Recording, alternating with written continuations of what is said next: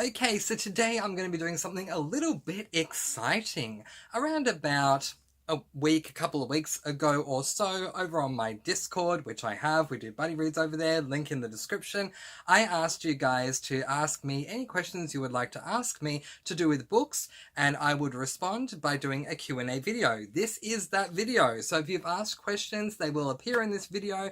If you didn't even know this was a thing, there you go, and welcome. And if you didn't know that I had a Discord and you want to join, again, link in the description. We would love to have you join us. Alright, so I have 11 questions on this list and all of them are fantastic. And I'm not just saying that either. There were really intriguing questions that came up. Questions that I don't read every day. Questions that I wouldn't even have personally thought of myself. So I'm really excited to get into this book Q&A. So let's get right into it. If you have further questions that you would like for me to answer, feel free to leave them in the comment section below and maybe I'll do a part 2. Question number 1 comes from Jamie, and Jamie asks, do you prefer to read during the day or at night? Jamie, I'm glad you asked me this question now, because had you asked me this 3-4 months ago, I would have given you a totally different answer. I actually prefer to read during the morning, so if the sun is still down, because it's that early in the morning, that's fine. But I prefer to read in the mornings. It just really works out well for me doing that. So that's what I prefer to do. I hope that answers your question. Question number 2, Liam asks, do you annotate books or take notes? And I do. I don't annotate inside the book. It's just not something I do. To each their own. And for those who do annotate inside their books, I think that's wonderful. I tried it in March last year with a book called Bot Wars. Just wasn't the thing for me.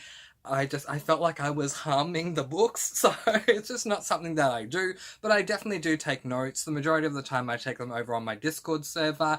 I take notes not only to keep myself going, and also so I can look back on those notes once I get to the end of the book. I also take these notes to make predictions or to comment on things that I'm reading during the text. So it's a good compromise for me to have the Discord server so I can take the notes that some people might write literally in their book that I can write over there as I'm reading. And I usually do this chapter by chapter. Anyway, Liam, thank you for your question. Question 3, and Andy asks, why do you rate your classics as adult books? Well, thank you very much, Andy, for your question. This is something that I am going to get into more detail about. I have an upcoming video where I'm going to be talking about classics, and I want to go over it in a lot more detail in that one, because I don't have a lot of time to answer here because we have a lot of questions to get through. I'm just going to keep this really brief. I rate all of my classic books as adult books because of the writing style for classic books. Classic books are considered as such because they stand the test of time. They were written a long time ago and they still hold up to this very day. But because they were written a long time ago, they're written with a writing style that most modern readers aren't used to. And so I have my age rating for all classic books being adult, because to me, I don't know if I could have read classic books with their really tough historical, I guess, writing style when I was a child. So that's why I rate it that way. For the level of the reader required, in my opinion, to read classics. Not all classics are hard to read, that's for sure. But there are classics that, take quite a bit to read. Imagine having a million dictionaries in front of you while you're trying to get through a classic book. But anyway, so regardless of if that book was originally, when it was first published, marketed as a middle grade, a young adult, whatever it is, I just call them all adult books. But I'll go into more detail about that, Andy, in the classics video that I have coming up. Jessica asks, if you could rewrite any book, which book would you rewrite and what would you do? And this is a very good question. I have not been asked this one before, and it took me a moment to think about what my answer would be before eventually I ended up settling on Mockingjay, which is book number 3 in the Hunger Games series. For those of you who don't know, I have coined a term here at Mr Francy Reads Booktube channel, which is the Suzanne Collins curse.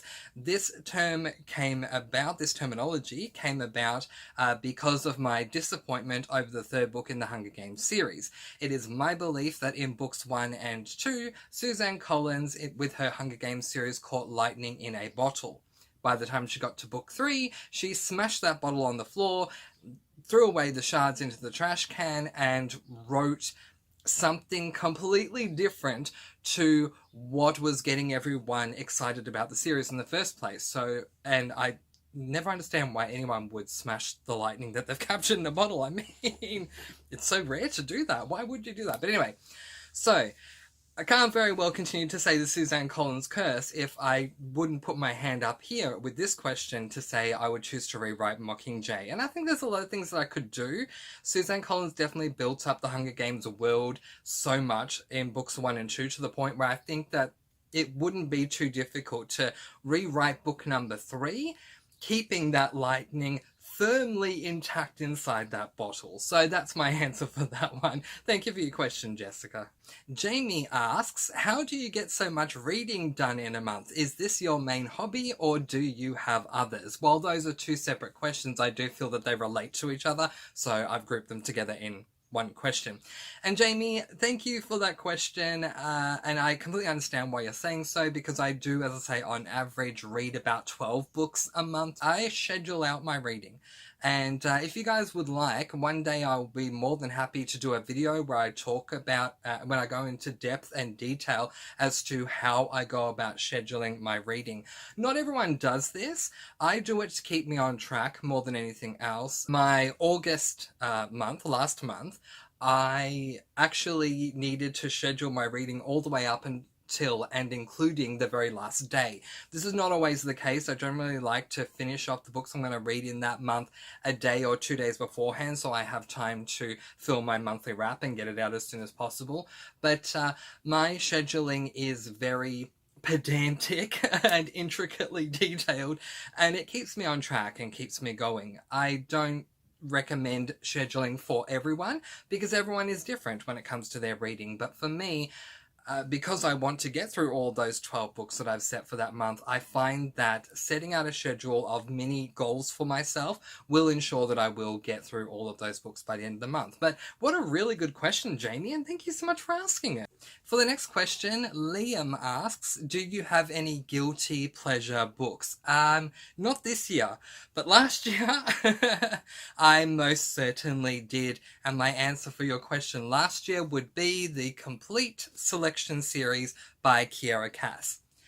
Owing to COVID and lockdowns, most of my reading is done at home, but had we been out of lockdown, I would not have minded at all reading out and about in public, like on work breaks or whatever. I would have no problem doing that.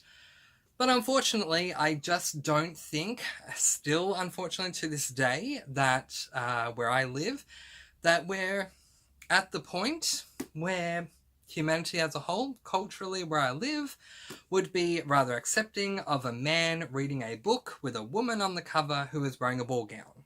I just don't think we're there yet. So because of that, I made sure, whether we were going to be in lockdown or not, to read all of my selection books at home. I think it is unfortunate that that is the case, but there you go.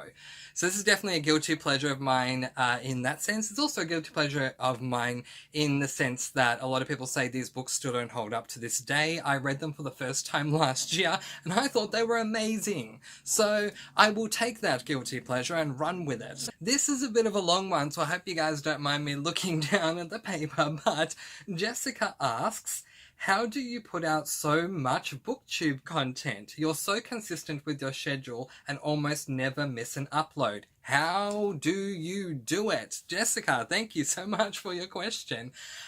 Again, I defer back to a question that I was answering earlier about how I get through so many books per month. It comes back to scheduling. Full disclosure, I have a Microsoft Word document that I've been using for nearly a year and a half, 2 years now, and I just basically create a table where I put in every single date for the month, and I will write under that date what I need to do.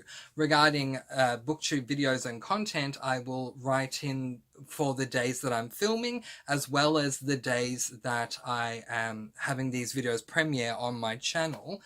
And I not only do I stick to my schedule, or if I don't, then I am only hoping to be a day behind, but 9 times out of 10 I do stick to that schedule. But I also film in blocks. For those of you who don't know what block filming is, basically it's where you film more than one video in a session. So this is the second video I'm filming in a row. I'm sure you know what the last one was. I was wearing the same top in that one too.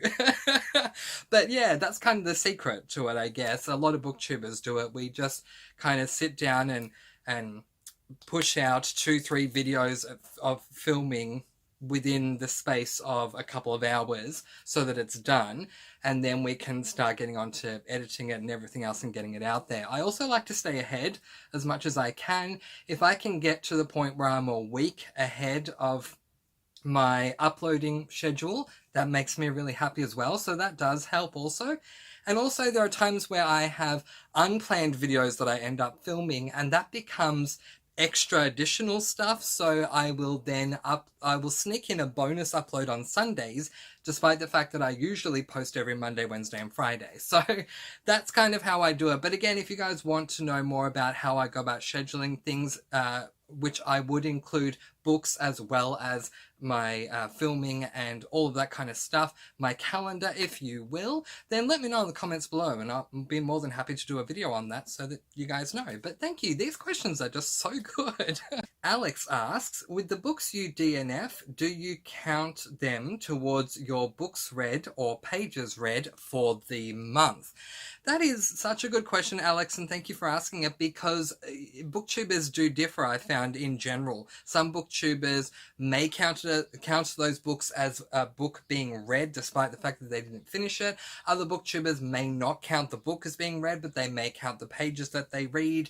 Here at Mr Francy Reads, I do neither of those things. So my page count could be a lot longer if I did, but the way I see it, if I DNF a book, then it just doesn't end up getting added to my stats. So I could add another 500 pages or more if I did, but I just see it as I didn't finish the book, so I don't count it as a book read, and I don't count the pages as being read, despite the fact that I read the amount of pages that I did for that book because of the fact that I DNF'd it. So I understand why you're asking, and that's kind of how it is for me. There's, I don't know, no particular hard and fast rule when it comes to what you do with your statistics and if DNF books should count or not. Just the way that I see it is I didn't complete the book, so I don't add it to my stats. But if you are new here, I do seasonal DNF videos where once a season I discuss all the books I DNF'd that season, and we have the winter one because I'm in Australia and winter is now over, where you guys in America were celebrating summer. So I hope you enjoyed your summer. We had a very cold winter. But my winter DNF videos are going to be coming out very, very soon. When asking you guys to give me questions for the Q&A, or if you wanted to give me questions, not gimme, but if you'd like to, please do.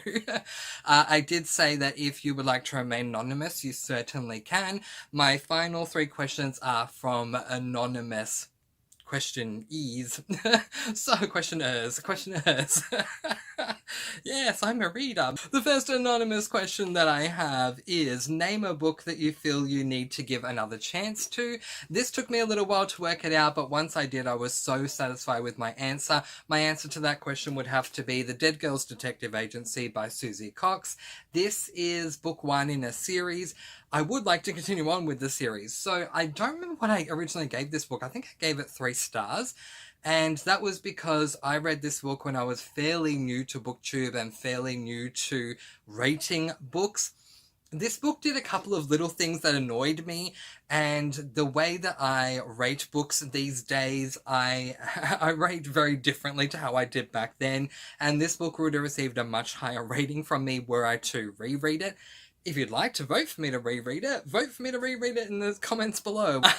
Oh, I love this. Another anonymous questioner asks, name a book that you can't shut up about. Like, you love it so much that you tell everyone, friends, family, strangers, etc. I'm going to do you a bonus and first tell you books I can't shut up about that I don't love, that I tell everyone about, and that is The Lord of the Rings. You don't just hear it here, everyone hears about it from me. While I appreciate what J.R.R. Tolkien did for fantasy, I don't like Lord of the Rings, and I tell everyone that. But if I'm to talk about the book that I suggest most often to family, friends, you guys, everyone, the book that I don't shut up about and I have not been able to stop talking about since reading it at the end of February in 2020, it would have to be this book, Mistborn: The Final Empire by Brandon Sanderson. I could talk about this book, as the age-old adage goes, till the cows come home. I love this book so much. It revolutionized reading for me in so many ways, and not only that, but it also got me into the thick of things with Brandon Sanderson. And the final anonymous questioner question is... name any books that you really want to read but are putting off for whatever reason. Oh my gosh, there are so many books that I want to talk to you guys about. Do we have enough time? Let's start with The Count of Monte Cristo and the fact that this book is over 1,000 pages long. 1,276 pages. That's a big part of the reason why I've been putting this book off. The Fires of Vengeance by Evan Winter. So I read Rage of Dragons.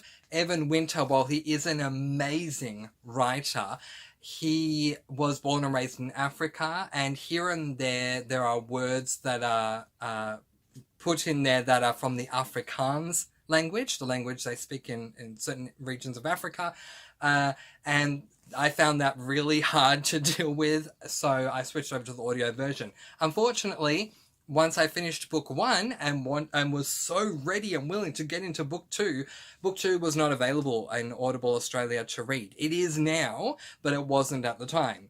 And just physically reading this book, yeah, it kind of does freak me out. So I will read it soon, but trust me, I'm going to physically read while listening to the audiobook. And Jim Butcher's The Aeronaut's Windlass. Okay, this book comes recommended by one of my favourite booktubers that I don't talk about anywhere near often enough, so I'm going to shout him out now. Daniel from booktube channel Daniel Green. The cover makes me think this is going to be a book I ain't gonna like, so I mean, the whole swordplay deal, it's not really my thing.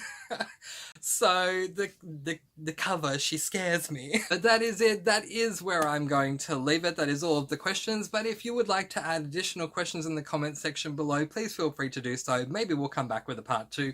This was a heck of a lot of fun for me, so I hope it was for you guys also. But in the meantime, letting you guys go with peace, blessings, and so much love. I post videos every Monday, Wednesday, and Friday, and I'll see you again soon. Mwah. Have a great evening, guys, and happy reading!